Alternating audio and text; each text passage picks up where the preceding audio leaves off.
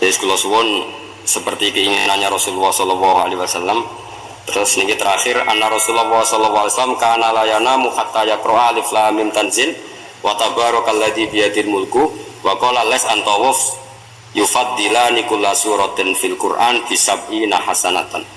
Jadi di antara kelebihannya surat Tabarak adalah mengungguli umumnya surat dengan kelas 70 kali derajat. Jadi keunggulannya surat Tabarak itu bisa ina darajah di bawah surat-surat yang lain. Sudah, ini surat Tabarak agak panjang. Tapi alhamdulillah dari semua itu surat Tabarak itu kalah bi qul huwallahu ahad. Jadi ini nikmat terbesar kita. Karena nggak perlu Tabarak, saiki porsi ini diturunkan jadi apa? Qul. Makanya banyak tarawih main apa? Qul. Itu bukan cari cepet, itu dalile musalsal ila Rasulillah sallallahu alaihi wasallam. Jadi ada sahabat itu kalau ngimami main kulhu. Di Indonesia masih mendingan kulhunya rakaat kedua ya. Itu enggak sahabat ini rakaat pertama ya kulhu, kedua ya kulhu. Masih mendingan di Indonesia dipakai selingan rakaat kedua. Singkat cerita sahabat yang makmum ini lama-lama mangkel, matur ya Rasulullah, ini orang yang kau pasrai jadi imam itu sering main kulhu. Akhirnya Nabi memanggil, ya fulan, kenapa kamu suka baca kulhu? Li'annaha sifatur rahman, karena dalam surat kulhu itu semuanya menerangkan sifatnya Allah Ta'ala, maka saya suka itu. Nabi saat itu juga dapat wahyu, ya Muhammad kasih tahu orang itu, inni uhibbu, saya suka dia karena dia suka kulhu. Nah itu aja hafalkan itu. Jadi itu riwayat yang lebih menggembirakan gitu. Jadi tidak usah Tabarak, cukup apa? Dan itu lebih mutawatir. Makanya kalau legenda dunia kiai itu kan, ini ada cucunya Sayyidina Ali. Tuh, siapa yang bisa khatam Quran sekian menit, yang menang Sayyidina Ali ya, karena baca kulhu sampai 3 kali. Yang dianggap ta'dilul Quran, sudah sama dengan baca Quran. Jadi ini ijazah terakhir, ini jadi porsinya tambah turun. Saya itu suka. Saya itu punya banyak penggemar lah di Jogja, di Jakarta. Memang agama ini harus mudah. Saya itu kalau baca kulhu itu sampai nangis. Nangis saya bukan karena faham atau haru, itu enggak. Sebaik itu Allah. Masa gara-gara hafal kulhu, main kulhu dicintainya? Ya karena memang Allah benar-benar zat yang baik. Makanya saya punya teman itu kurang ajarnya Masya Allah. Kalau tes ditanya rukun Islam berapa, nawaqidul wudhu berapa, muftitatus sholat berapa, semuanya dijawab la ilaha illallah. Terakhir ditulis kafir Pak, sama nyalahno iki. Nyalahno la ilaha illallah kafir apa enggak? Gurune bingung kan akhir. Di ek iku la ilaha illallah kok di ek.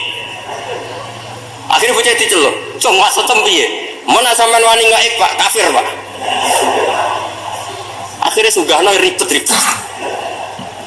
Pertanyaan apa satu? Ma muftilatus sholat ya la ilaha illallah. Nah gitu wudu ya. Tapi jangan tiru loh. Lah gurune kok pengen kawani kafir loh. Siapa yang berani ngek la ilaha illallah? Yo namanya sing buweling. Angin belinge disurati wong tuane. Kalau nu mondok sarang era kuno, jadi ijek lugu wong. Surati wong tuane, kowe gak susah, wong tuamu disurati. Tenang ya Gus, bapakku buta huruf. Jadi wis disurati, gak ngefek wong bapaknya buta huruf. Nah, di Islam, saya ulang lagi di Islam. Dengan tanda kutip kesalahan-kesalahan kecil gini ku zaman Nabi, sahabatnya Nabi, iku kabeh udah berkah. Makanya enggak ada ilmu sebarokah kayak zaman Nabi. Wong goblok wae jadi berkah. Sampai Nabi ngendikan aksaru ahli jannah al-duyu, akeh-akeh penduduk swarga iku wong goblok. Mergo wong goblok ku piye? Apa dimangkeli iku ya gaweane pangeran.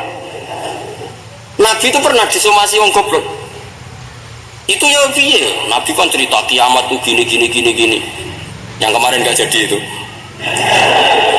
Terus kiamat di Indonesia kan berapa kali ya? 999 terus 2000 berapa? 12 terus Jumat apa kan sering mau ada kiamat. Saya sering ditanya tamu, Gus, ngenteni kiamat teng putih, entah ini ngene barang aku aneh-aneh. Wah, gue tahu.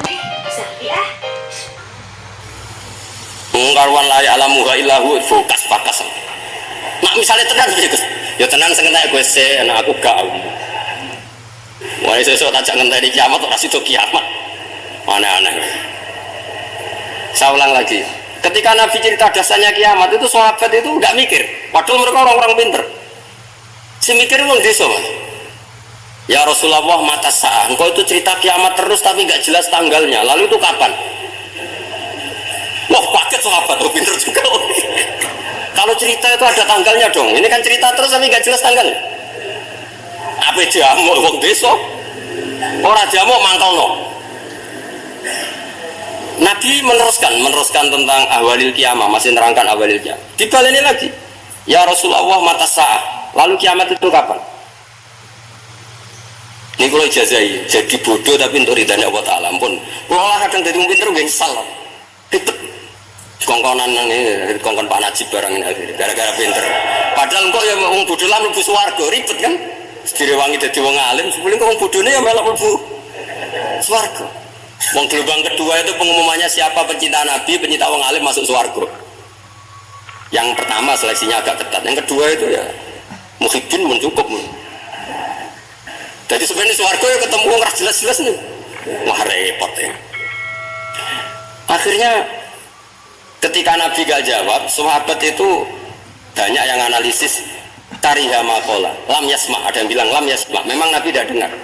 Ada yang analisis sami'a wa kariha maqala, sebenarnya Nabi itu dengar tapi gak suka karena pas khutbah diket, disukmasi, diinterupsi. Karena diulang-ulang lagi akhirnya akhirnya Arabi tadi mengulang-ulang lagi, akhirnya Nabi jawab.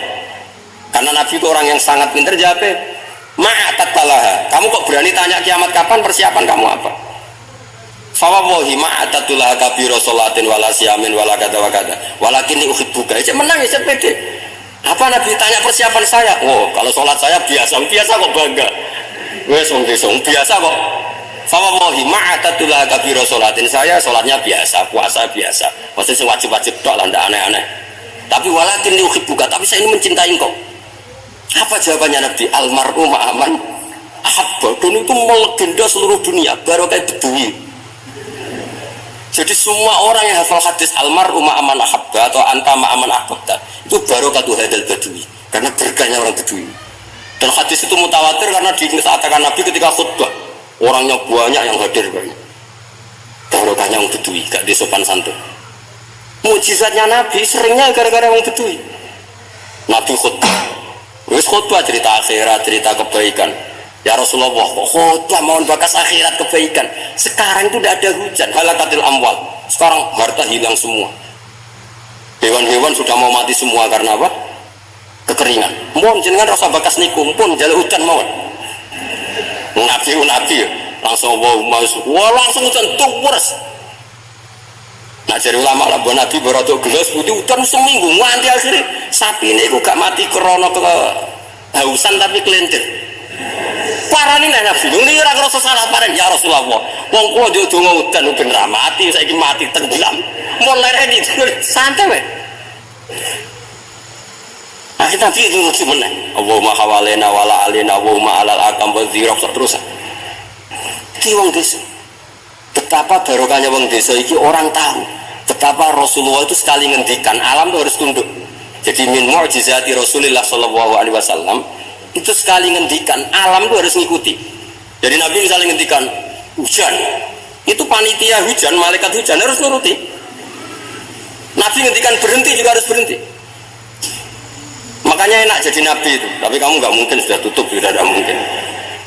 Makanya Nabi itu pernah minta dalam satu maidah, ya fulan saya ambilkan dirok.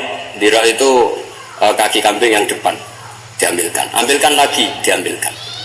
Ambilkan lagi ya Rasulullah, bukankah kambing hanya punya dirok dua, kaki depan dua? Andaikan kamu bilang iya, maka akan selalu ada dirok selagi aku minta-minta.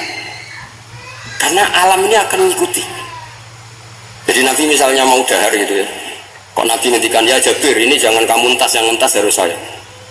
Ini cukup untuk makan orang banyak. Nabi sekali ngendikan cukup. Nasi ini punya konstitusi harus cukup. Karena Nabi ngendikan cukup. Itu hebatnya Nabi. Beliau punya spesial. Alam ini harus nurut sama beliau. Makanya disebut wadab wal ghazala syadani laka birisalah. Semuanya itu harus tunduk. Nah, akhirnya syafaat-syafaatnya Nabi itu gara-gara desa-desa. Saya itu pengagum wong bodoh ya, termasuk hadisul Arabi itu. Ada orang desa tanya, ya Rasulullah nanti kalau saya mati itu yang ngisap siapa ya? Allah ya. Wah bagus lah, terus langsung mulai. Barang mulai, Abi Buya Buyu, Nabi iya karpe, dipanggil lagi. Ya Arabi kenapa kamu tertawa-tawa terus pulang?